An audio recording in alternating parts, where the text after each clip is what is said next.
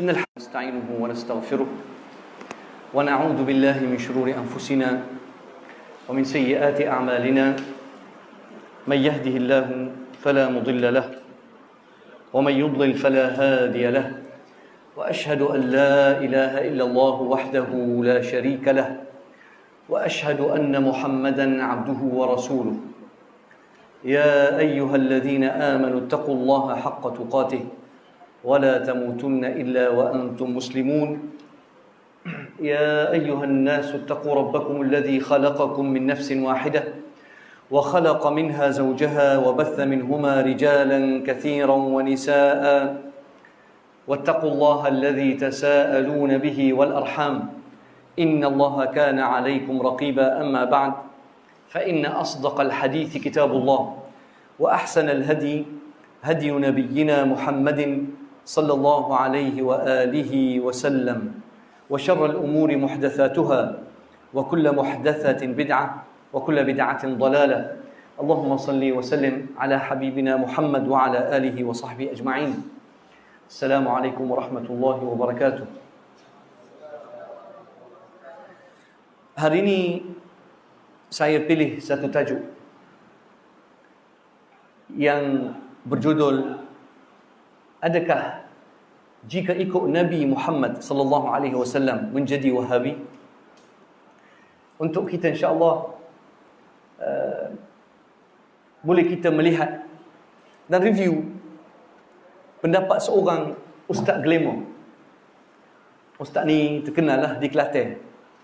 Tak apalah, kita bawa tajuk ni sebenarnya supaya insya-Allah cergas sikit dalam beribadah dan untuk jemaah kita yang iktikaf akan merasai semangat untuk beribadah mengikut sunnah Nabi Muhammad sallallahu alaihi wasallam. Saya tertarik dengan kenyataan Ustaz Glamour ni, Ustaz Kelantan. Dia kata kalau tok guru dia ikut kanan, ikut kiri. Kalau tok guru dia ikut menghala ke sebelah kiri, Nabi Muhammad sallallahu alaihi wasallam ikut kanan, guru dia, tuan guru dia ikut kiri. Maka kalau dia tinggalkan haluan tuan guru dia, ikut Nabi, maka dia akan jadi Wahabi. Subhanallah. Dia kata kalau kita tinggalkan haluan tuan guru dan terus ikut haluan Nabi Muhammad sallallahu alaihi wasallam, maka akan digelar sebagai Wahabi. Bagi saya, kena ucap terima kasihlah ke ustaz ni. Sebab dia telah memberikan sifar yang sangat mudah untuk orang awam faham. Bermaksud, kalau ikut sunnah Rasulullah sallallahu alaihi wasallam, maka bersedialah anda akan digelar sebagai Wahabi. Alhamdulillah. Kalau katakan, saya boleh bangga. Kalau katakan saya ikut Nabi Muhammad sallallahu alaihi wasallam, kalau dikatakan saya follow Nabi Muhammad sallallahu alaihi wasallam, kemudian saya akan digelar Wahabi, alhamdulillah. Kerana Allah Subhanahu wa taala sebut dalam Quran, man yuti'ir rasul faqad ata'a Allah. Dalam surah An-Nisa jelas, man yuti'ir rasul faqad ata'a Allah. Ayat paling jelas. Wa man tawalla, tengok Allah kata, man yuti'ir rasul, sekiranya engkau mentaati perintah Rasulullah Muhammad sallallahu alaihi wasallam, maka secara automatik engkau telah mentaati Allah. Tapi orang yang meninggalkan haluan Nabi Muhammad sallallahu alaihi wasallam atas alasan nak ikut tuan guru, Allah kata wa man yatawalla fama arsalnaka alaihim hafiza. Mereka yang berpaling tadah tak nak ikut Nabi Muhammad, maka bukan tugas kita untuk kita nak cari mereka dan tegur. Bukan kerja kita. Wa man yatawalla fama arsalnaka alaihim hafiza. Adakah kalau kita mentaati Allah dan Rasul, kita menjadi digelar dengan gelaran begitu? Sedangkan Allah Subhanahu wa taala sebut juga dalam surah Nisa, tengok ayat ni. Wa man yuti'illaha war rasul fa ulaika فأولئك مع الذين أنعم الله عليهم من النبيين والصديقين والشهداء والصالحين وحسن أولئك رفيقا. Ya Allah, ayat 69 surah An-Nisa kalau saya tak silap. Allah Subhanahu wa taala kata, "Wa man yuti'illaha war rasul."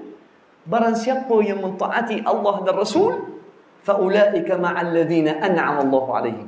Nak dihimpunkan bersama para nabi, bersama para siddiqin, nak dihimpunkan bersama syahid dan saleh, taatlah Allah dan Rasul. Tapi engkau kena peringat, kalau engkau ikut sunnah Rasulullah sallallahu alaihi wasallam, maka engkau akan digelar Wahabi. Subhanallah. Tak apalah. Kita sebenarnya, tuan-tuan, kita nak mencari ketaatan Allah dan Rasul. Bukan bermaksud kita melawan ulama, tidak. Sebenarnya inilah jalan ulama yang saleh. Kalau saya tak silap, antara kata al-Imam Al-Syafi'i rahimahullah, "Na'am, qal, idza haddathtukum إذا رأيتموني حدثتكم بحديث عن رسول الله صلى الله عليه وسلم ثم لم آخذ به فاعلموا أن عقلي قد طار."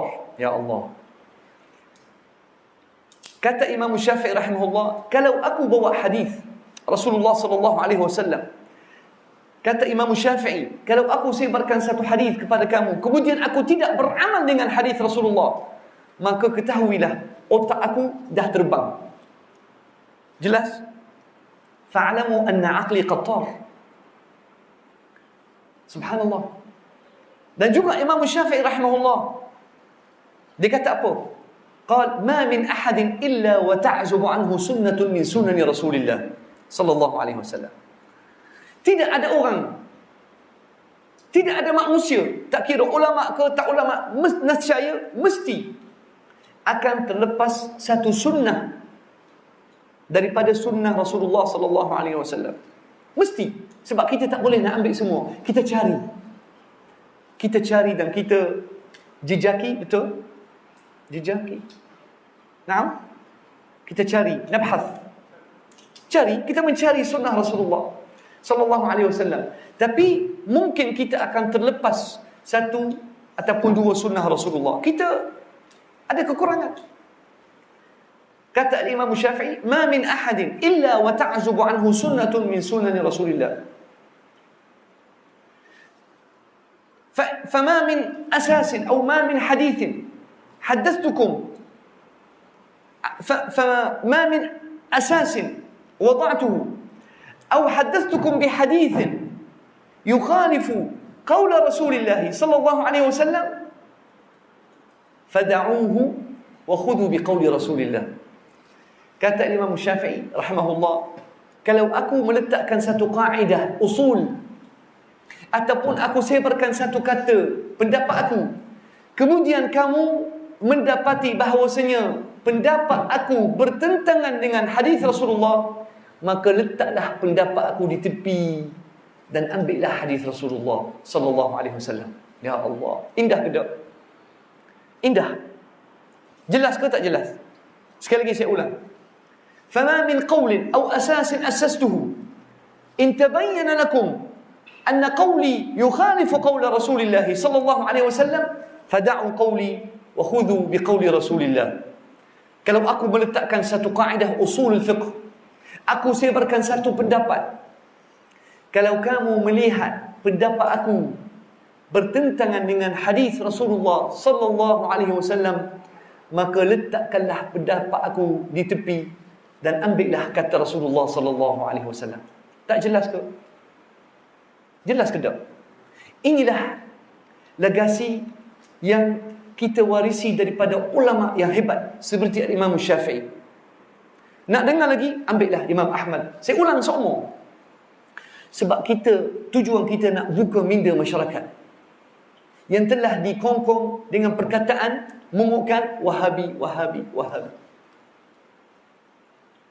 Kata Imam Ahmad, la tuqallidni, wala tuqallid al-Auza'i, wala Sufyan al-Thawri, wala Syafi'i, wala Malik.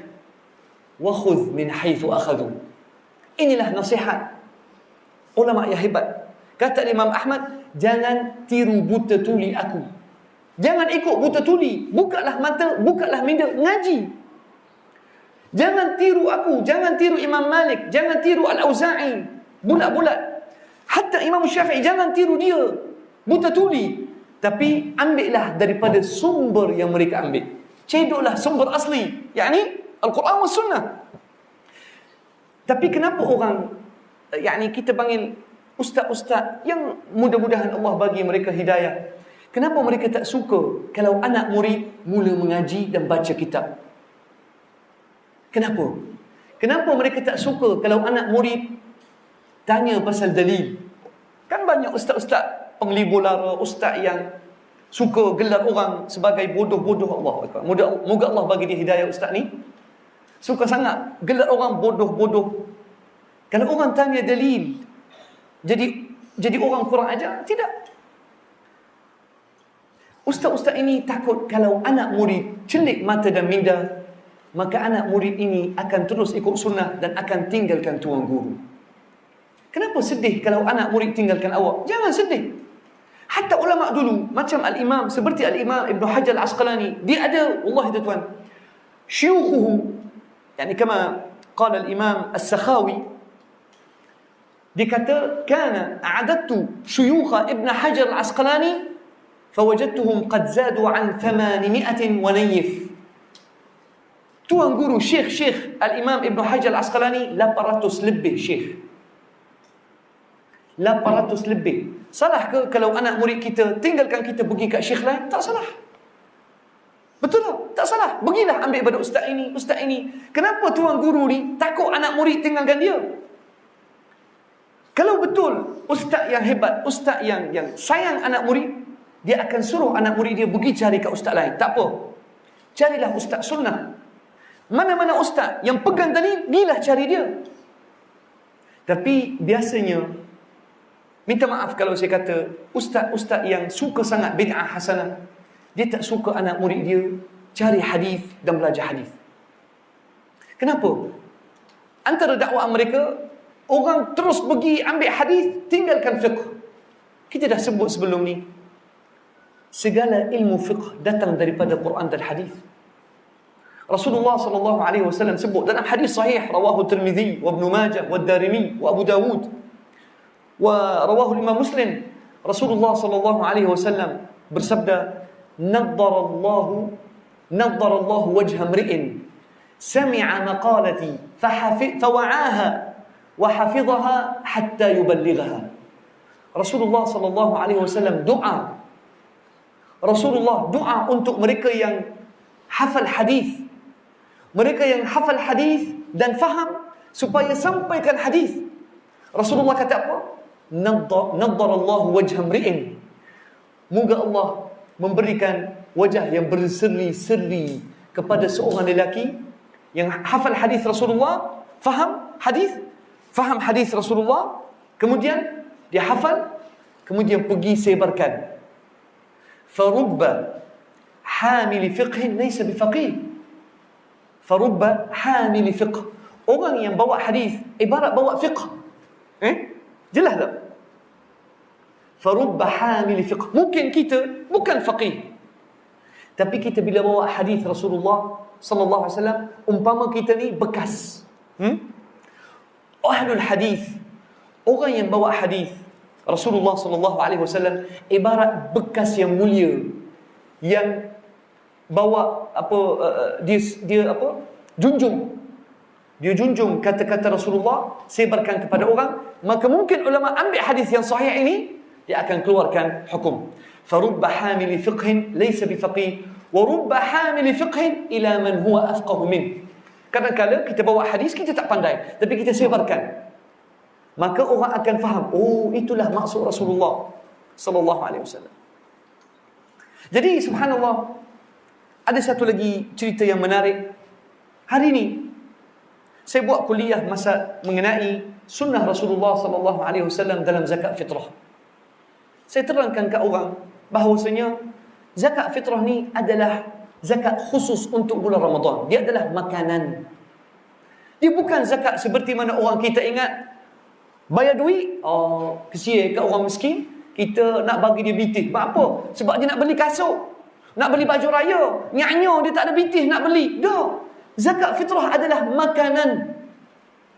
Dia bukan duit. Duit tu lain. Zakat pendapatan, zakat emas, zakat ternakan, dia berlainan. Zakat al-fitrah seperti hadis Qais ibn Sa'ad ibn Ubadah radhiyallahu an dalam Sunan An-Nisa'i, dia kata zakatu Ramadan. Zakat fitrah ni nama dia zakatu Ramadan. Dia zakat makanan, bukan duit. Bila saya buat kuliah ni, subhanallah, saya terima beberapa mesej peribadi daripada seorang budak, anak muda. Kata, ya Allah Ustaz, selama ini orang gelar Ustaz Muhib Wahabi. Bila dia kata Ustaz Muhib ni Wahabi, Wahabi Arab Syria. Dia macam-macam. Tapi saya kata alhamdulillah, terima kasih. Satu kredit yang baik sebenarnya. Dia kata, aku nak tahu kenapa mereka meletakkan Pak Arab Syria ni di antara ranking Wahabi tertinggi di Malaysia. Kata, dahsyat. Saya cek balik, Allah, nombor 6. Masya Allah, dah ada ranking. Saya gelak. Saya kata, mudah-mudahan Allah Subhanahu Wa Taala memberikan hidayah dan taufik, dan mudah-mudahan Allah Subhanahu Wa Taala menjadikan orang yang gelar kita Wahabi, dijadikan dia orang pencinta hadis. Tapi saya rasa susah juga sebab ada seorang ulama. Kita kenal pasal seorang ulama, nama dia Ahmad Ibn Sinan Ibn Asad Ibn Hibban. Bukan Ibn Hibban yang ada Sahih Ibn Hibban, tak. Ahmad Ibn Sinan dipanggil Abu Ja'far Al-Wasiti. Dia ni guru Abu Dawud, guru Imam Tirmidzi, guru Ibn Khuzaimah. Dia lahir tahun 170, meninggal tahun 256 Hijrah. Ahmad Ibn Sinan Ibn Asad Al-Wasiti. Dia kata apa? Ma min ahadin fi dunya min ahli al-bid'ah illa wa yubghidu ahli al-hadith. Ma min ahadin min ahli al-bid'ah fi dunya illa wa tajiduhu yabghadu ahli al-hadith. Ahli bid'ah yang suka bid'ah hasanah, suka berzikir hinjik-hinjik ni, suka pergi kat kubur, suka buat bid'ah. Apa jua amalan yang tidak diamalkan oleh Rasulullah sallallahu alaihi wasallam dan para sahabat, dia suka buat atas dasar apa salahnya? Benda baik. Mesti dia akan benci ahlul hadis. Dia tak suka. Sebab apa? Sebab ahlul hadis dia ikut Rasulullah. Dia tak boleh buat ikut suka dia. Sebab tu kata Imam Ahmad Ibn Sinan rahimahullah, ma min ahadin min ahli al-bid'ah fi dunya illa wa tajiduhu wa huwa yubghidu ahli al-hadis. Ahli bid'ah mesti akan benci orang yang bawa hadis Rasulullah. Dia akan panggil Wahabi, dia panggil peganas, macam-macam. Dia akan tuduh kita. Sedangkan jadi budak ni, dia kata, aku nak tengok Ustaz Muhib kenapa orang gelar Wahabi. Aku pergi ke page Ustaz Muhib, cari Syekh Arab Syrian. Aku masuk, tengok, Masya Allah, kuliah dia, kata Allah, kata Rasul. Kata, ya Allah, terbuka hati saya. Semua ada dalil. Tuan-tuan rahmati Allah, antara perkara yang paling indah dalam mengajar ilmu agama Islam adalah qala Allah, qala Rasul, qala sahabat. Habis tu, kalau kita tak nak kemukakan bukti kepada masyarakat, dari mana nak datang agama? Kalau bukan daripada Rasulullah, kalau bukan daripada hadis, bagaimana kita nak tahu semayang? Betul tak? Hatta tuan-tuan, cara tayammum. Kalau bukan daripada Al-Quran dan Sunnah, bagaimana? Ulama pun cedok juga daripada sumber itu. Betul tak? Allah Subhanahu Wa Taala kata, ya ayyuhalladzina amanu idza qumtum ila as-salah faghsilu wujuhakum wa aydiyakum ila al-marafiq wamsahu bi ru'usikum wa arjulakum ila al-ka'bayn wa in kuntum junuban fattahharu wa in kuntum marda aw ala safarin aw jaa ahadun minkum min al-gha'it aw lamastum an-nisa fatayammamu sa'idan tayyiban. Dalam Al-Quran sebut cara wudu tapi tidak detail. Al-Quran sebut hukum tayamum tapi belum lengkap. Siapa yang melengkapkan hukum dalam Al-Quran? Sunnah Rasulullah sallallahu alaihi wasallam. Zakat fitrah ada sebut dalam Quran? Ada sebut tak? Zakat fitrah ada tak ayat mengenai zakat fitrah khusus? Tak ada. Siapa yang akan menerangkan kepada kita bahawasanya ada satu zakat khusus di hujung bulan Ramadan? Rasulullah sallallahu alaihi wasallam, seperti hadis Abdullah bin Umar, seperti hadis Abdullah bin Abbas, seperti hadis Abu Sa'id Al-Khudri.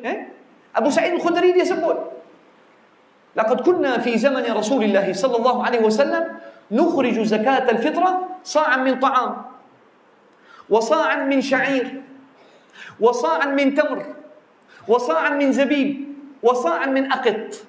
Di zaman Rasulullah sallallahu alaihi wasallam kita keluarkan zakat fitrah 1 sa', yakni 4 genggam.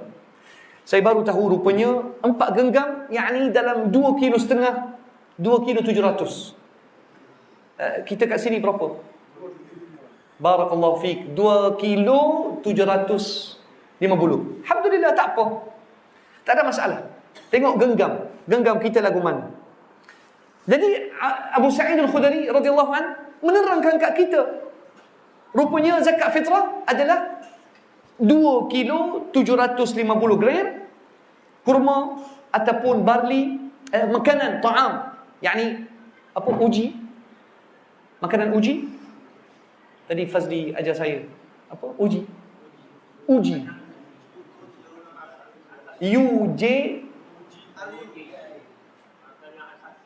RUGI, barakallahu fiik, ruji. Alhamdulillah kita belajar juga, tengok belajar juga. Takkan saya salah tanya, oh berat, ustaz pun tanya orang awam, jatuh ranking. Dah, apa salahnya kita belajar? Sampai sekarang kita belajar. Betul tak?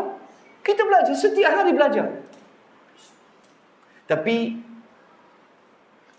orang yang menentang hadis, dia takut silap. Sebab tu kadang-kadang dia goreng hukum. Bayangkan hari ini saya dengar seorang ustaz, tak terkenal mana, tapi dalam masjid-masjid Terengganu terkenal. Tak payah sebut nama lah. Kita tak nak jatuhkan martabat mana-mana orang.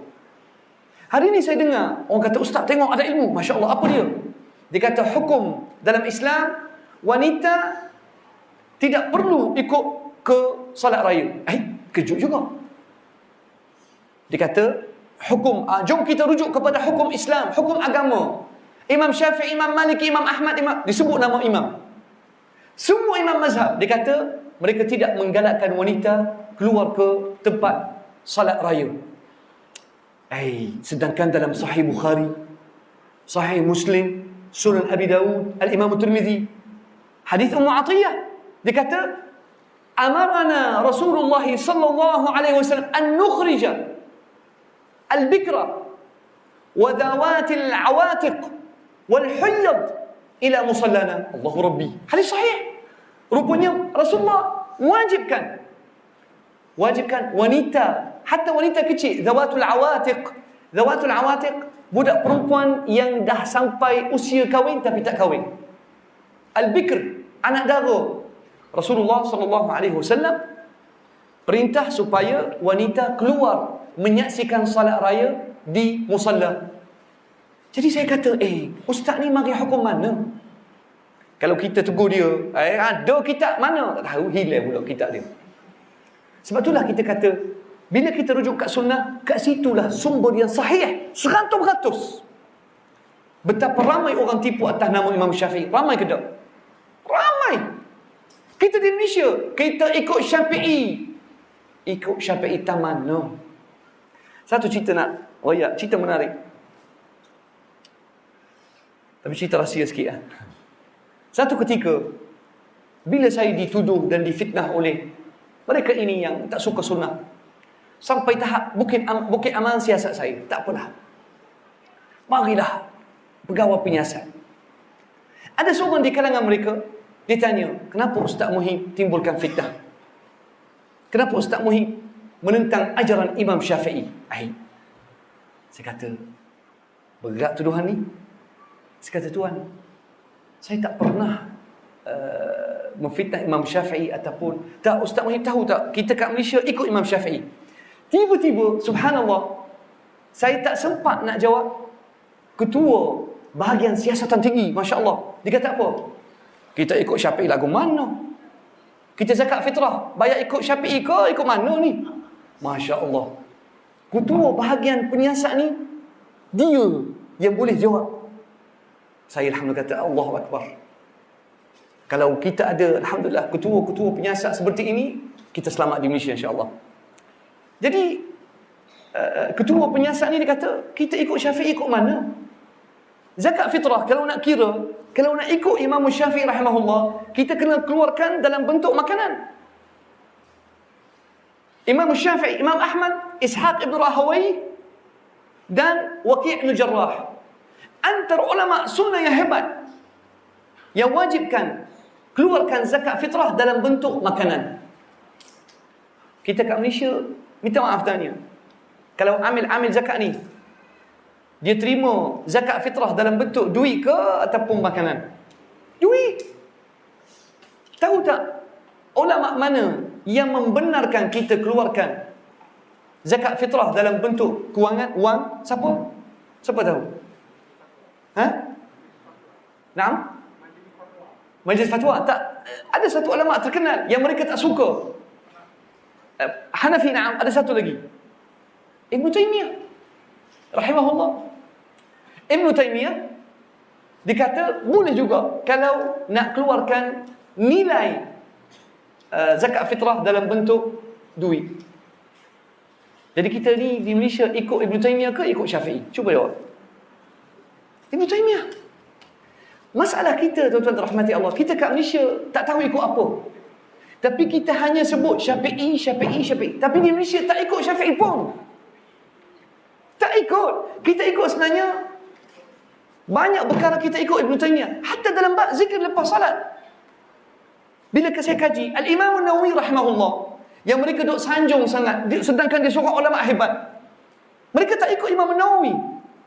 Imam An-Nawawi dalam bab zikir lepas semayang, wa ma alaihi ashabuna alla yajhar al-imam bizikri ba'da as-salat. Dalam kitab Al-Majmu' Imam An-Nawawi dia kata, pendapat sahabat kami, yakni orang Syafi'i, imam tidak perlu berzikir kuat lepas semayang. Inilah mazhab Imam An-Nawawi dan Imam Syafi'i. Jadi zikir kuat lepas semayang ini mazhab siapa? Ini pendapat Ibn Taymiyah rahimahullah. Naam, Ibn Taymiyah rahimahullah kata lebih elok imam berzikir secara kuat. Jadi kita ikut Imam Syafi'i ke Ibn Taymiyah? Imam Ibn Taymiyah. Tapi mereka kata kalau Wahabi ikut Ibn Taymiyah. Siapakah yang Wahabi sekarang ni? La haula wala quwwata illa billah. Jadi kenapa berlaku isu ni? Sebab kejahilan. Kejahilan tak pernah nak menyusahkan diri buka kitab dan baca.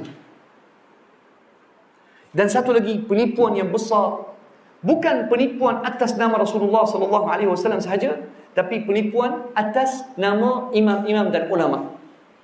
Imam Syafi'i kata, sedangkan Imam Syafi'i tak pernah kata. Tapi untuk habiskan satu sisi dialog ataupun berbincangan dan buat masyarakat takut kepada seorang ustaz yang bawa hadis, mereka akan gelar dia sebagai Wahabi. Tapi subhanallah, terbalik. Di akhir zaman terbalik, menjadi gelaran Wahabi adalah satu gelaran untuk orang yang bawa kebenaran. Kadang-kadang mereka kata, Wahabi sebab ikut Saudi. Tak, kita tak ikut mana-mana negara. Saudi tidak menggambarkan kita langsung. Tak ada kaitan. Tak ada kaitan. Jordan, tak ada kaitan. Kita ikut Al-Quran, qala Allah, wa qala Rasul, wa qala Sahabi. Itulah sandaran kita yang boleh menyelamatkan kita depan Allah Subhanahu Wa Taala. Jadi sebab itulah saya kata alhamdulillah, kalaulah Ustaz Glemo yang terkenal, Ustaz Kelantan itu, bila dikata kalau ikut Nabi terus, tinggalkan tuan guru, maka engkaulah Wahabi. Tak apalah. Alhamdulillah kalau begitu. Sebab Allah Subhanahu Wa Taala dah sebut segala hidayah bila ikut Nabi Muhammad sallallahu alaihi wasallam. Wa ati'u Allah wa ati'u Rasul. فإن تولوا فإنما عليه ما حمل وعليكم ما حملتم وإن تطيعوه تهتدوا. Kalau kamu taati Nabi Muhammad sallallahu alaihi wasallam, kamu dapat hidayah. Satu lagi kata Al-Imam Ahmad Ibn Sinan yang saya sebut tadi, ingat Ahmad Ibn Sinan, Ibn Asan, Ibn Hibban, Abu Ja'far Al-Wasiti, lahir tahun 170 Hijrah, meninggal tahun 256 Hijrah.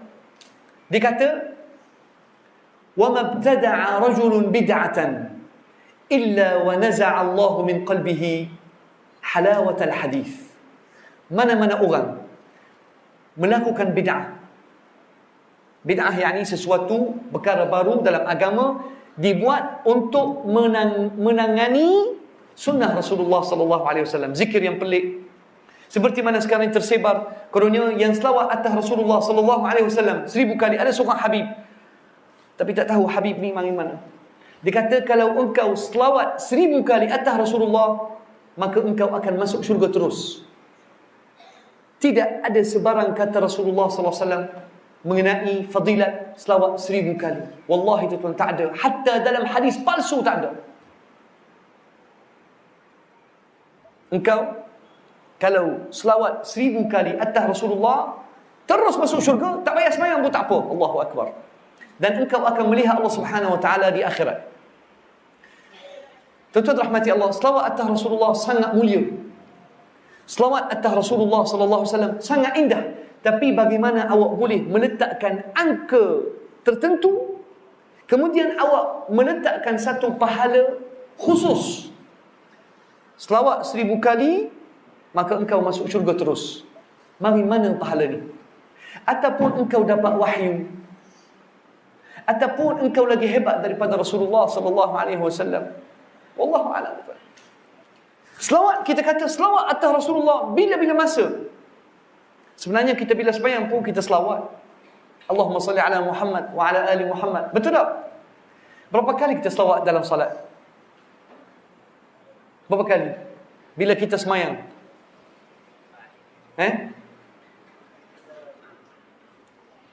Salat subuh berapa kali? Sekali. Okey.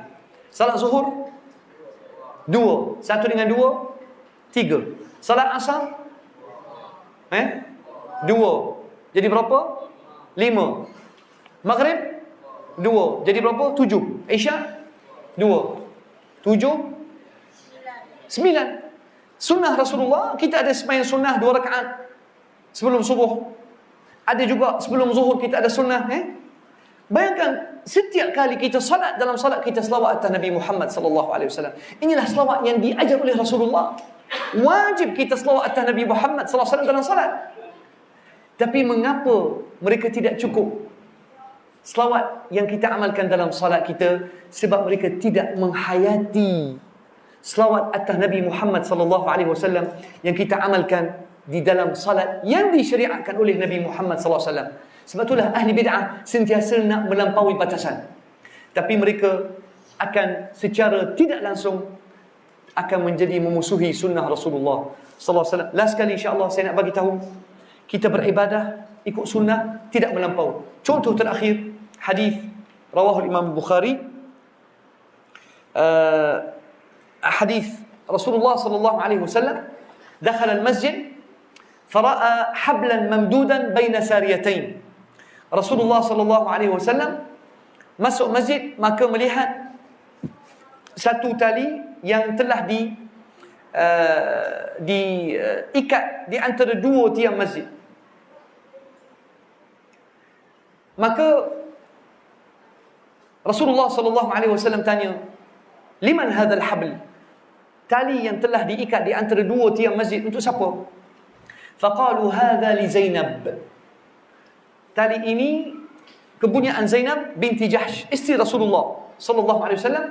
Kanat tusalli, dia dirikan salat qiyamul lail, fa idza ta'ibat ta'allaqat bih. Zainab bila dia dirikan salat, bila dia letih, dia akan bergantung kepada tali tersebut. Apakah reaksi Rasulullah sallallahu alaihi wasallam? Maksudnya Zainab radhiyallahu anha bila dirikan salat qiyamul lail, bila dia penat, sakit kaki, dia akan gantungkan diri dengan tali tersebut. Maka Rasulullah sallallahu alaihi wasallam kata, hullu. Hullu. Apa makna hullu? Turunkan, tinggalkan tali tersebut, tak perlu. Dan Rasulullah sallallahu alaihi wasallam qala, iklufu min al-a'mali ma tutiqun. Bila nak beramal ibadah, buatlah amal ibadah yang sederhana yang engkau mampu. Fa inna Allah la yamallu hatta tamallu. Allah Subhanahu wa taala tak kisah kalau awak nak sembahyang sepanjang malam, Allah suka.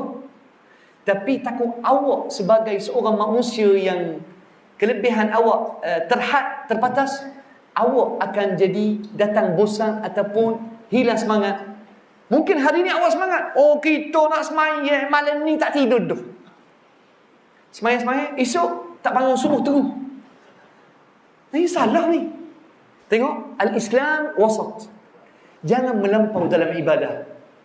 Jangan melampau dalam ibadah. Sembahyang berapa rakaat sembahyang tadi? 8. Alhamdulillah. Bagus. Lepas tu tidur, rehat, nak makan. Islam kita ni senang. Islam kita ni mudah. Tak ada. Malam ni mu tak boleh tidur mu. Mata kena ceruh. Bui kopi. Gini mata. Mari pukul 5.30, rebah. Tak sembahyang subuh. Ni bukan ajaran Rasulullah sallallahu alaihi wasallam. Ni kita panggil at-tanattu'. Apa kita panggil? At-tanattu', melampau. Dan ni antara perkara yang dicegah dalam sunnah Rasulullah sallallahu alaihi wasallam. Dan Al-Aswad Ibn Yazid, anak murid Abdullah Mas'ud radhiyallahu an, dan Syaqiq Ibn Salamah, antara para tabi'in, dia tanya Aisyah radhiyallahu anha wa ardaha, ayyul a'mali ahabbu ila Rasulillah? Apakah amalan yang paling Rasulullah suka? Qalat ad-da'im. Amalan yang berterusan. Amalan yang berterusan. Sembahyang 8 rakaat. Tapi tengok apa yang akan berlaku kat kita lepas ni. Habis Ramadan, habis qiyamul lail, habis tahajud, datang raya. Bangun tak tahajud? Tak bangun sikit habuk. Sebab kita semangat seketika sahaja. Tidak, ni salah. Sebab tu Rasulullah SAW kana yuhibbu min al-a'mali adwamuha wa in qall. Walaupun amalan tu sedikit, 2 rakaat setiap hari qiyamul lail, cukup. Teruskan. InsyaAllah ta'ala, saya rasa cukup setakat ini. Aqulu qawli hadha wa astaghfirullah al-azim li wa lakum wa lisa'il muslimin. Allahumma inna nas'aluka ya Allah an tuballighana lailatul qadr. Allahumma ballighna lailatul qadr wa a'inna fiha 'ala al-qiyam was salati wa qira'ati al-Quran insyaallah. Wassalamu alaikum warahmatullahi wabarakatuh.